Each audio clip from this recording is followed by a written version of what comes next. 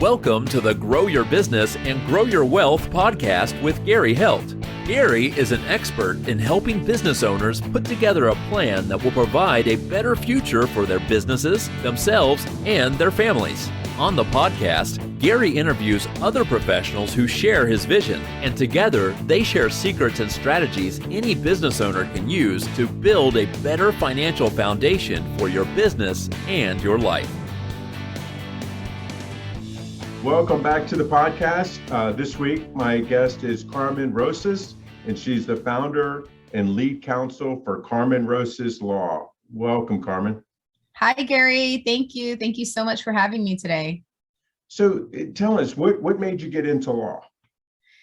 Oh, that's such a loaded question. So it's funny. I get the question, did you know you always wanted to be an attorney? And for me, it was a no. I knew I wanted to get into business. My goal was like, I'm going to be the CEO of some large company, climb the corporate ladder and tell everyone what to do.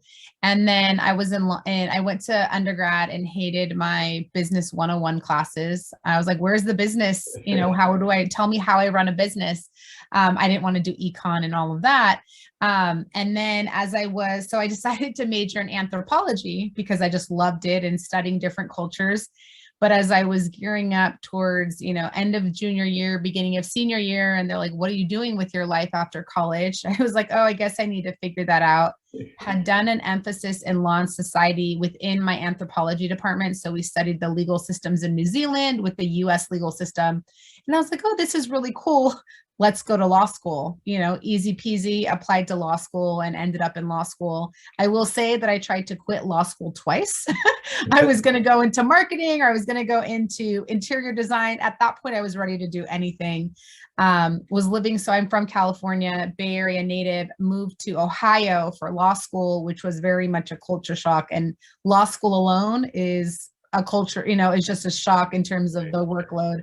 So I was like, take me back home. I don't want to do this anymore. But ended up coming back to California and was like, I've been doing the law. So I continued on and here I am.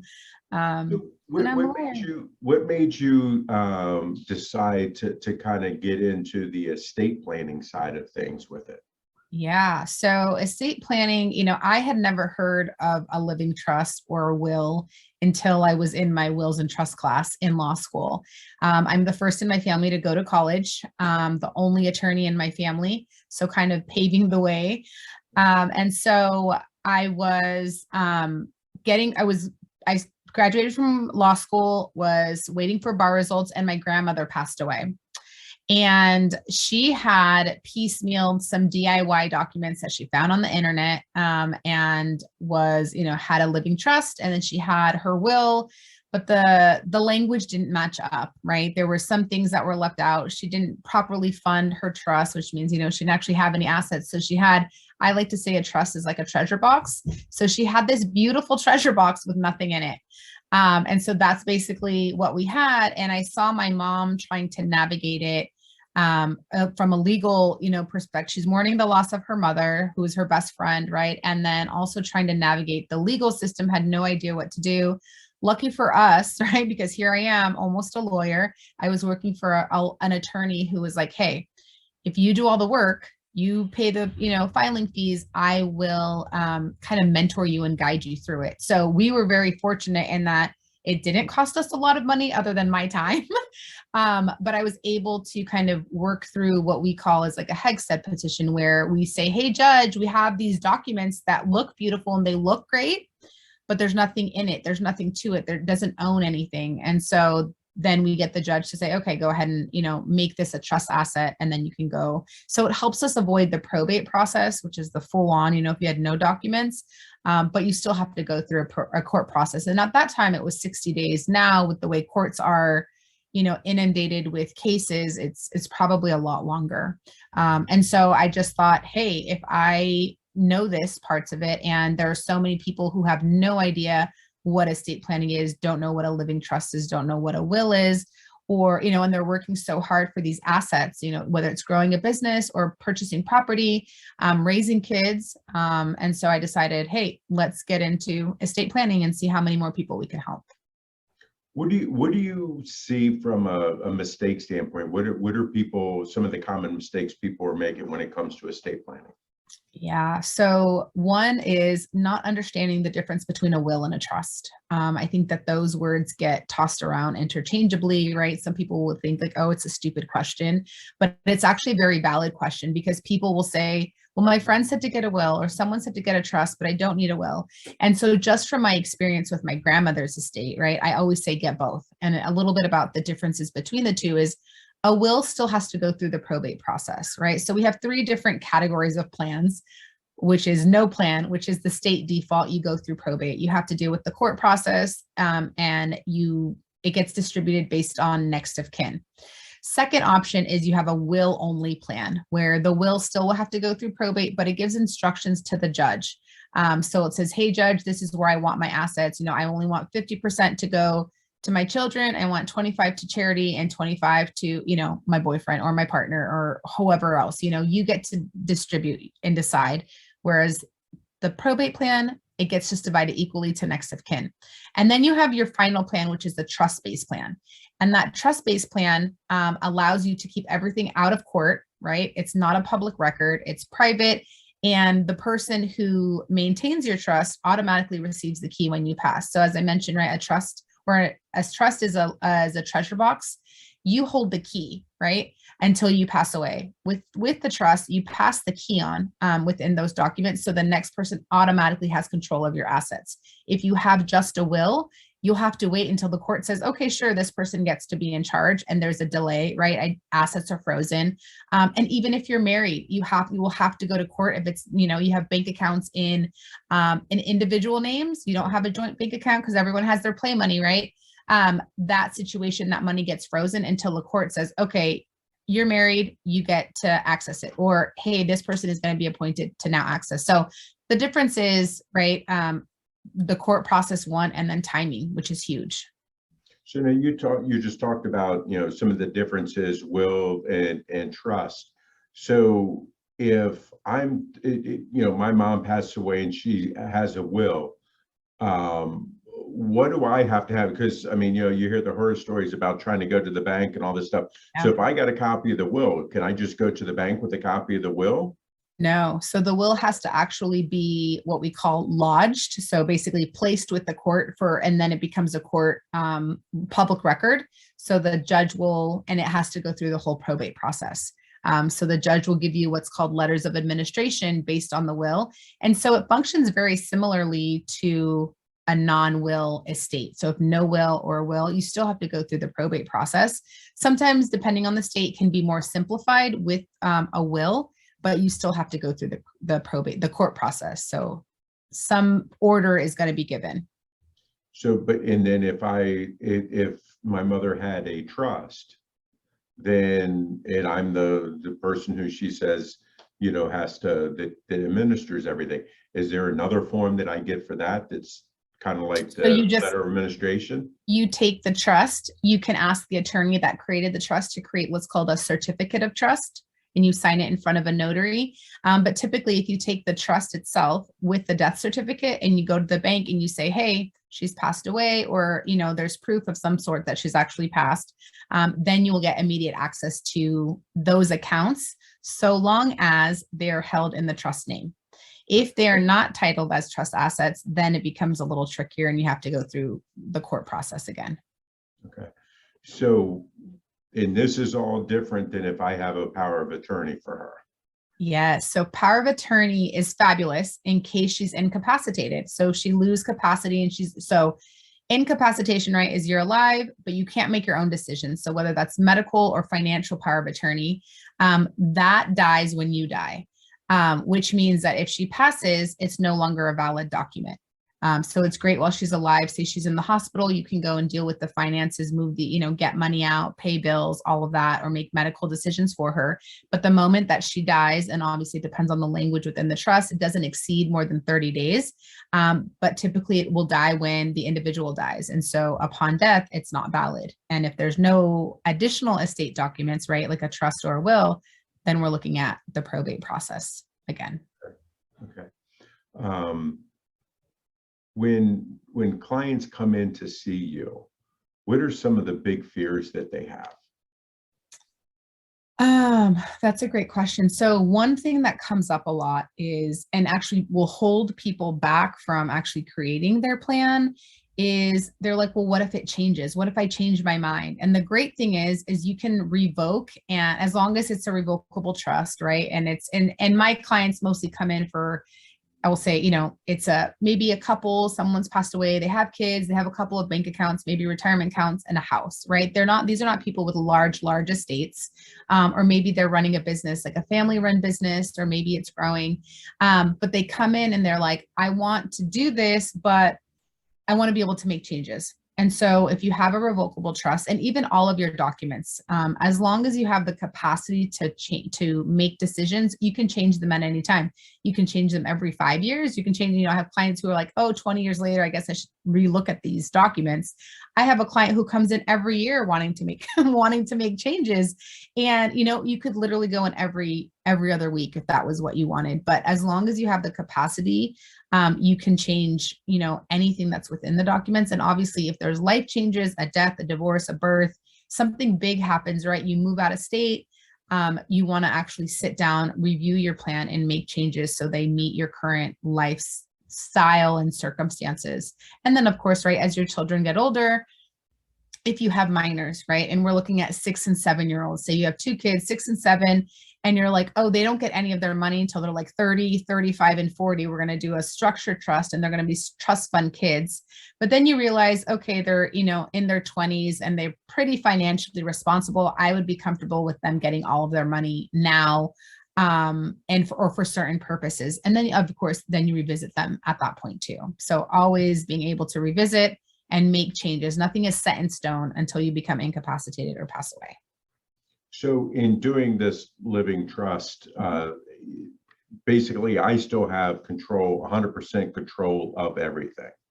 Yeah, right? Absolutely. And so, I know you have a lot of business owners, right, who listen in. And so the question I get asked a lot is, do I need an EIN? Do I need a new tax ID number?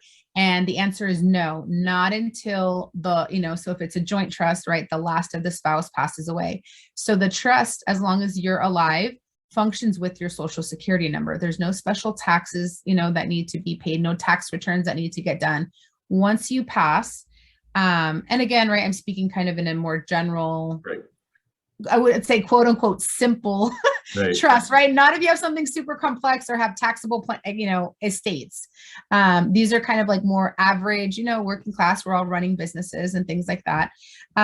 But you do not need to change. It doesn't become its own entity, as in like, say an LLC or a corporation, until you pass away. And at that point, that's when we would file for an EIN, and we would get a new tax ID number, and everything would transfer into the trust, and it would become its own entity and kind of functions like a business would. Okay. I've heard the nightmares of people that with retirement accounts or insurance policies and stuff would have one person named as a beneficiary, but in their will or trust, they say in there they want it to go to someone different. How does that work?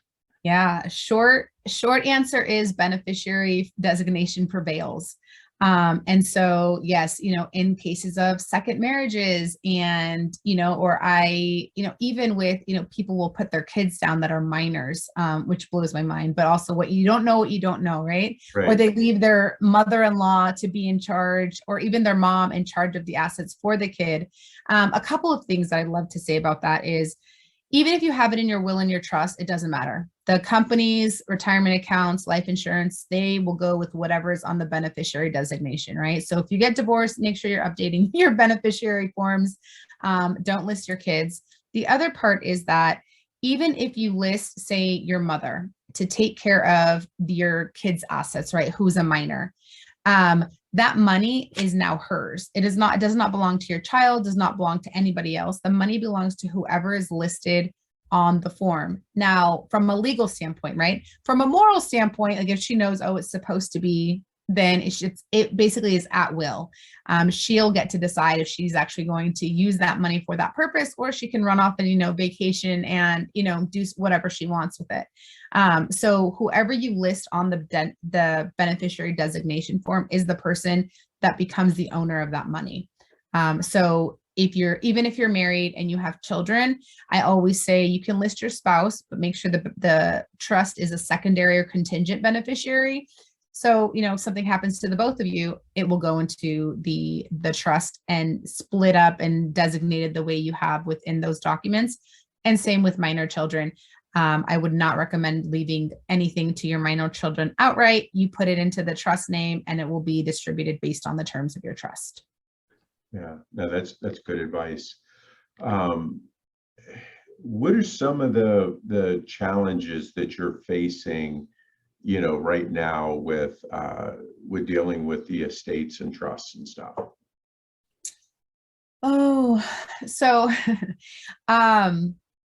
well, right now, dealing with trusts and estates, right, is if you have an estate plan, it's not bad. It's the situation where if you don't, right, probate courts are inundated with new cases. And even if you leave out an asset, right, I just spoke with a client today who had a safe deposit box. Everything else was in their trust, but the safe deposit box was not in the trust name. So now we have to do what's called a Heldt petition. So we're still going to end up in court because it wasn't properly funded. And so I think that's one of the things. People are refinancing their homes. Oh, this is a great tip. If you refinance your home, make sure that the home gets put back into the trust name. If not, you will be looking at an improperly funded trust, right? And title companies will pull it out, give you the money, and won't necessarily put it back in. Just be mindful of that and make sure it gets put in.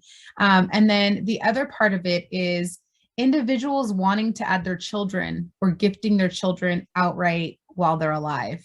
And that's one area that gets tricky, right? Obviously with you from a tax perspective, capital gains, property tax reassessment, like so many different issues that come up.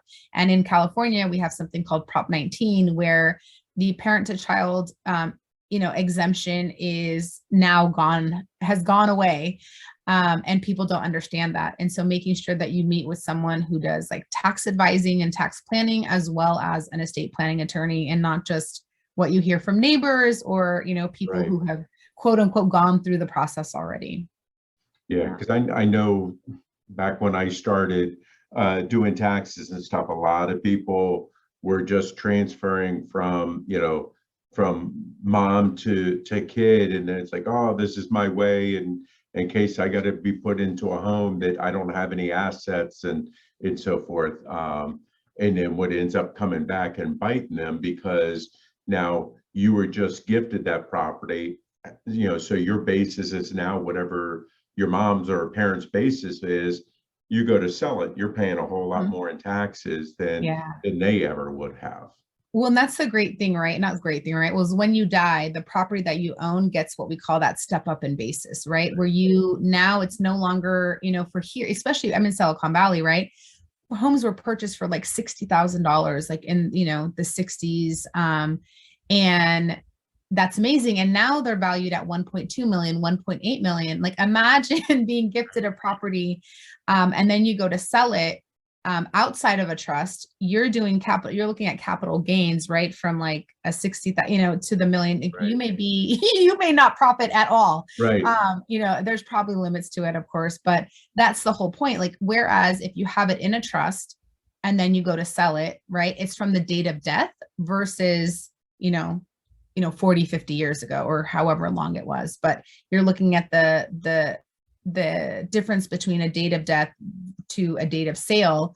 And if it's within the year, right, there's certain limits. And so if it's within a year, you likely won't pay any capital gains. So you don't have to worry about that. And so not only does a trust keep you out of probate, but it helps with reducing capital gains, or at least minimizing them. Right.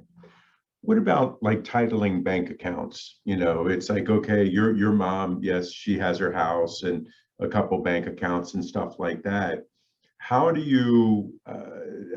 you have her title those accounts, so then when she passes, the accounts go to you? Yeah, the best thing to do is put everything in your trust. Right. So she would list her name as the trustee of her trust, on all accounts, on all beneficiary designations, on properties, everything that she owns, safe deposit box. And it may feel like a pain in the butt to do right now, right? Oh, I have to go to the bank. Oh, especially if you have like, I had one gentleman who had a bank account at every bank within, like a 5 mile radius of him, because he only kept enough up to like the 250, like the FDIC insured amount. So he opened accounts in numerous banks.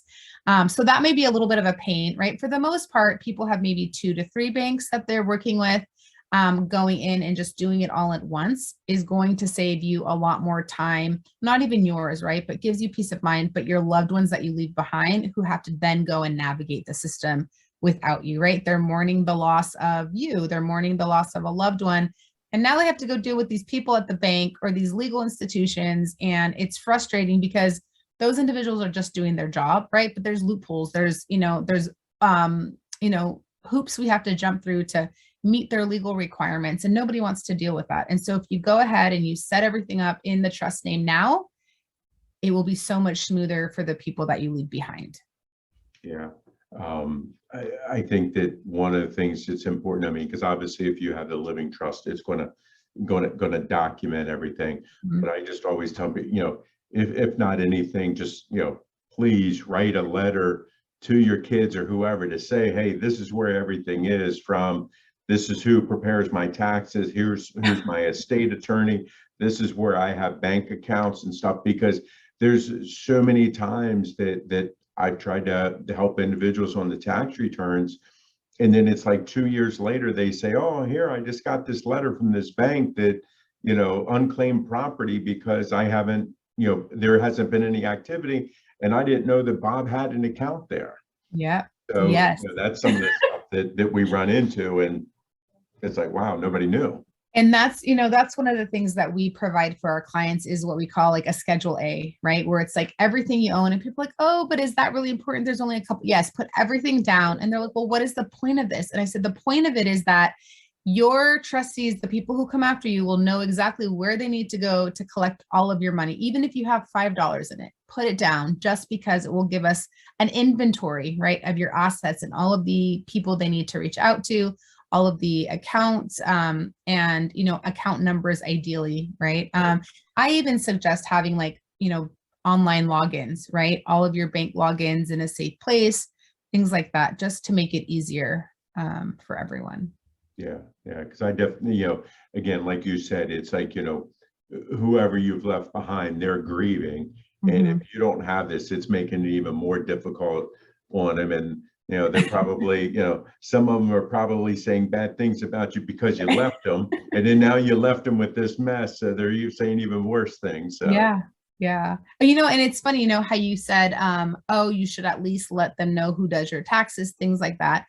And the one question that I get a lot is, well, what do I do with my documents when they're done? Do I have to give them to my family? Do I have to tell people? And you don't have to tell anyone. Right. All you need to do is say, hey, this is where I store my important documents, so they know how to find it, because I have had situations where people cannot find their documents. Oh, yeah. Or tell them who the attorney is that drafted them. And that way, at least at minimum, right, they can contact the attorney's office and say, hey, I know you drafted plans for my mom, my dad, etc. They've passed away. What are my next steps? And they should, especially now with the digital age, right? I know I maintain digital copies for all of my clients. So either they will recognize them as a client and say, oh, yes, we do have this. But that way it's helpful to your loved ones again, right, to know where to go in case. Right. Now, what do you know now that you wish you knew when you got started? Oh. That's a loaded question. Yeah. In terms of my estate planning practice and business. Yep. A lot of people have no idea what an estate plan is. Right. And there's a lot of resistance to it. And the other part too is looking at, well, why are people so resistant to it? Right. And I think part of it is that everyone is facing their own mortality when we start talking about death planning, right? Yep. Because that's really what it is. We call it estate planning, but it's really death planning. or incapacitation, but you're no longer in control of your body, your life, and you're picking someone else to be in charge, which can be very heavy. You're like, who do I trust to continue to take care of me and manage my finances the way that I would, or take care of my kids the way that I would? And so a lot of it is just people get scared. Like death is a scary topic, like taxes, right? But like those are the two constants, death and taxes, like it's going to happen. And so might as well take a preventative approach versus dealing with, like being on the defense, right? Be on the offense rather than the defense all the time.